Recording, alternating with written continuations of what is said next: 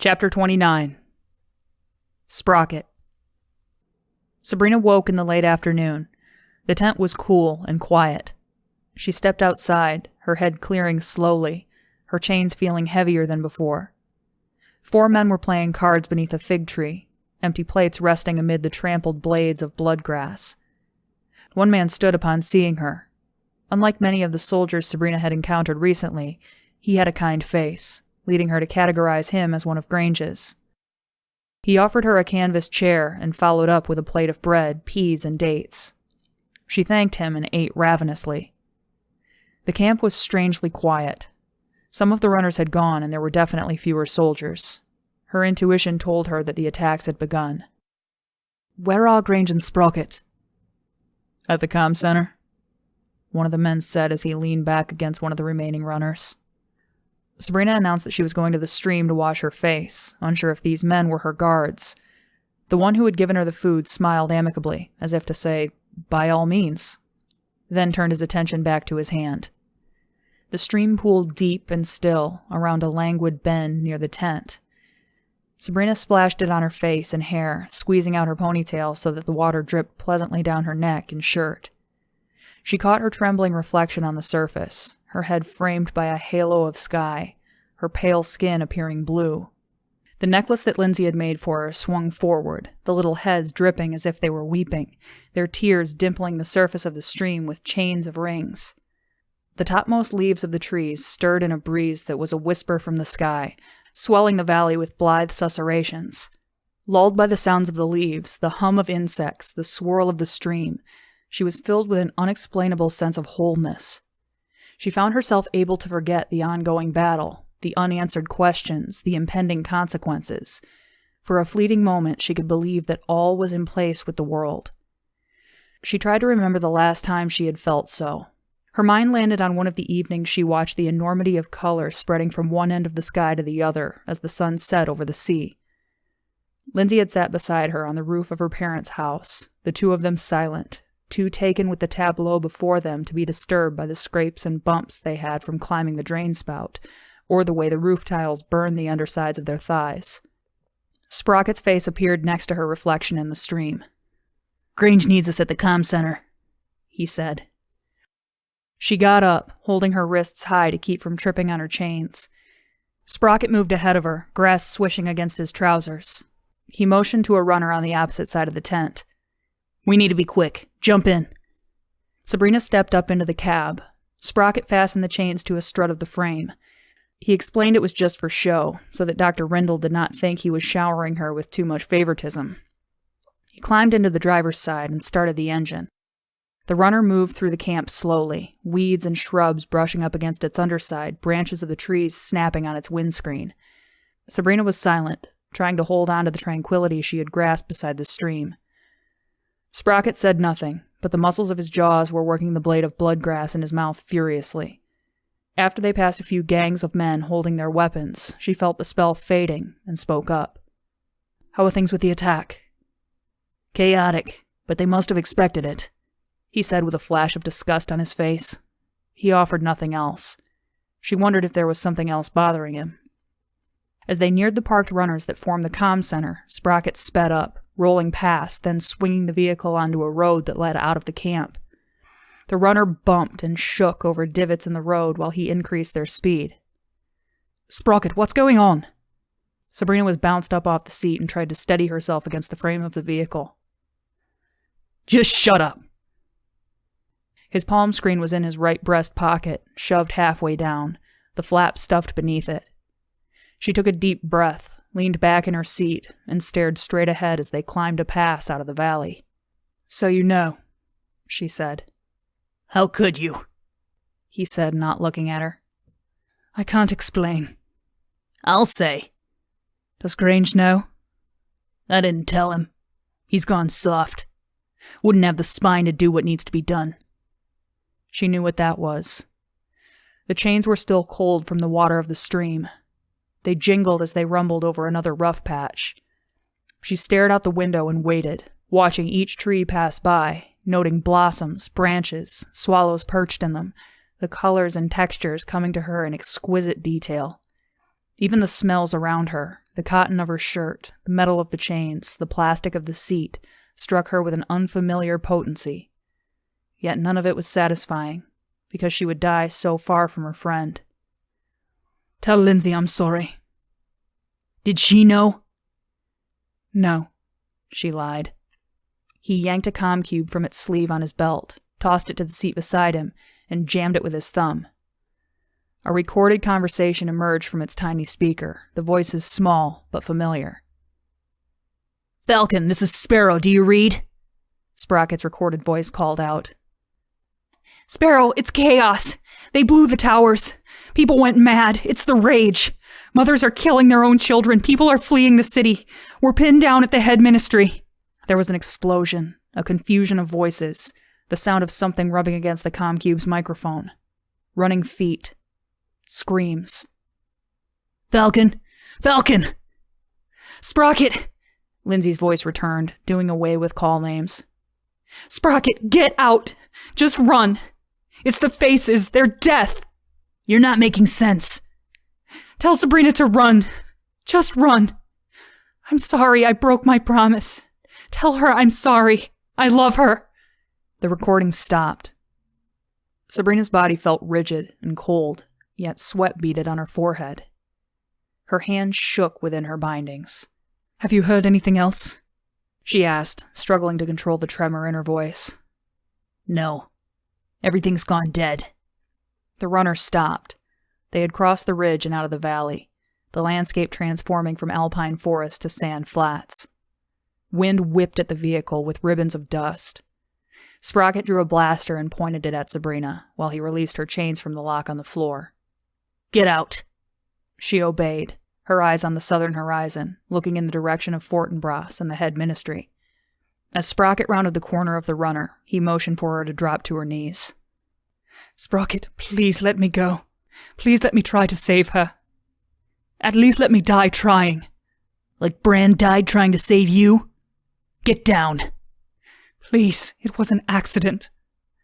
I don't want to die like this. The details of the weapon that would end her life seared themselves into her mind. The scratched muzzle, the dirt deeply embedded in its hand grips. The blast plate cracked at the corner. She had helped Sprocket rehabilitate this very weapon, she realized with poignant irony. She turned her eyes away and stared at the ground. The chains pulled between her knees made neat curlicues in the dust with their links. It reminded her of that day so long ago that she came upon Lindsay, bringing the dirt alive with her drawings. It felt as if something inside her was about to break. Fine, she said in a small voice. Just get it over with. But Sprocket did nothing. When she had been staring at the ground for nearly a minute, she looked up to see him with his head cocked to the side, his eyes darting back and forth from her to the sky. He backed away, his finger to his lips. Then she heard the noise. A high-pitched scream. A child's voice or a hawk's cry, stretched out over an impossible length, the frequency rising with the approach. It was over them immediately, a flash of green laser light dancing across them as the Elved changed course and circled. After one orbit it swooped downward, fantails of sand rising behind it as it hovered in the air, one arm trained on Sprocket. The turbines cut as it set down one talon followed by the other. Its hydraulics hissed as it rose to its full height. The morning sun glinted on its polished metal carapace. Air fans were still roaring behind it to cool its thrusters, the noise bringing to mind the growl of an animal. Its tail unfurled behind it, a counterbalance to its head as it stalked up alongside the runner. The contrast between the two machines was like an eagle and a toad. Number 9, its breastplate read. Miniature ghosts of dust danced around its feet, set into motion by its fans. Sabrina did not recall seeing this number before. She wondered if it had been called in from the wall to thwart the attackers. It was similar to the others, although it was taller, the lights and intake vents lining its breastplates more numerous and more streamlined than those of other Elveds. One difference stood out as well.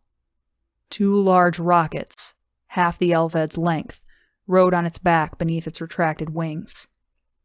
Amazing, Sprocket said in a breathless sigh, his weapon now turned on the Elved. Amazing. The machine slowly circled, its left limb transforming in a blur of motion. Plates, springs, rods spun, shifted, and folded until they came together in the shape of a human hand. A thumb and 3 fingers pointed downward, a single forefinger extended. Sprocket was breathing as if he had just run a sprint. Sweat flattened his hair against his forehead. His arm with the blaster hung limply at his side. He raised his free hand, creeping forward, his boots scuffing in the sand as he reached to meet the touch of the machine. A tentative smile was forming on his face, his eyes darting between Sabrina and the Elved. You see? It knows me. A star of light appeared between him and the extended finger, crackling in the air. Sabrina screamed and shielded her eyes as the ribbon of plasma quivered, connecting the machine and Sprocket. He dropped to the ground. A green flare persisted in her vision, but out of the corner of her eye she could see him convulsing, smoke rising from his clothes, especially the pockets and belt where all of his electronic devices had shorted and melted. He was still shaking, his legs kicking out, his arms jerking, when the machine turned on her. She scrambled away, but the reach of the mechanized limbs closed the distance immediately. One arm shot down it between her legs. She screamed again but felt nothing strike her body. Instead, the chains were taut, and a clamp on the end of the Elved's arm cut through them. The loose ends dropped to the ground, followed by more rapid shifting of plates and pieces on the Elved. The hand returned. With 4 smaller, shorter blasts of plasma, the manacles dropped off Sabrina's wrists and ankles. The Elved moved even closer. The smell of oil in its joints, of titanium carbide warming in the sun, filled her nose. Servos spun. Pumps hissed. She jumped as something touched her from behind. She had backed up into the runner. She could see her own terrified expression in the impervious convex face of the Elved. A scared, soft, fleshy life form cowering in front of a metal beast. Green lettering flashed on the face. It took her some time before she realized she was meant to read it. Cadet Sabrina Sabria. She nodded and stuttered. That's me.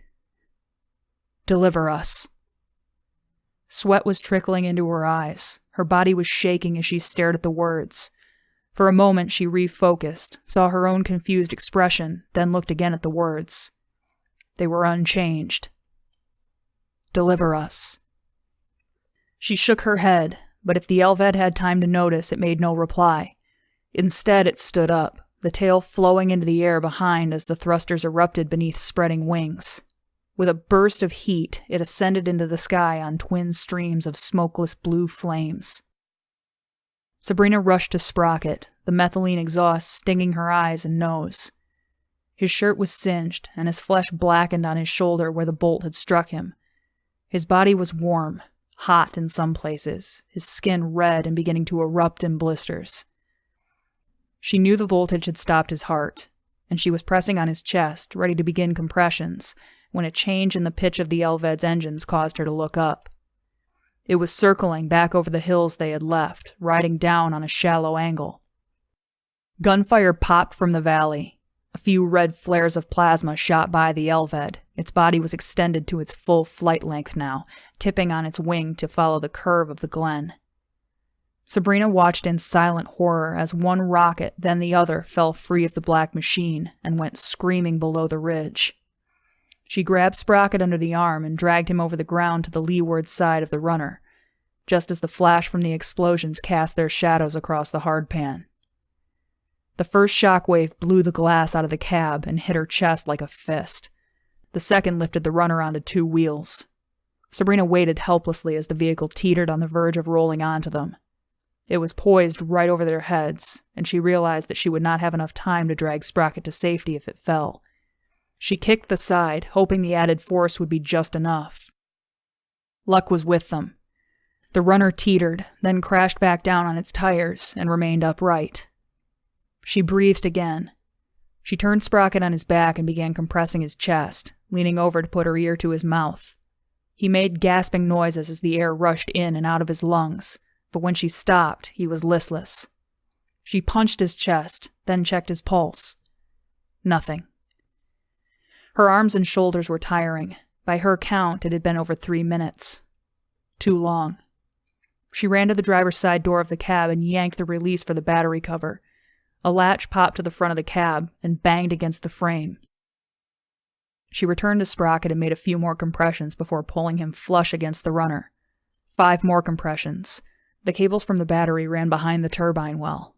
She ripped them free and tore at the insulation with her teeth until the wiring was exposed. She found a knife in Sprocket's pocket and sliced open his shirt and vest. She stuffed the ends of the wires into his armpits and pressed his arms against his sides. Clear of his body, she slammed her palm down on the battery test switch. Voltage stiffened Sprocket's body, then he went still. She put her ear to his mouth, her hand on his chest. Nothing. She hit the testing switch again. Sprocket shook, but his heart was as still as before. She scrambled for his vest, digging through the pockets, tossing the contents aside, burning her fingers on the ruined palm screen until she found a roll of tape. She took the cable ends from his armpits and slapped them down on either side of his heart with tape. She hit the switch again. Sprocket gasped. "Sprocket!" She jumped to his side, tearing the cables away from his chest.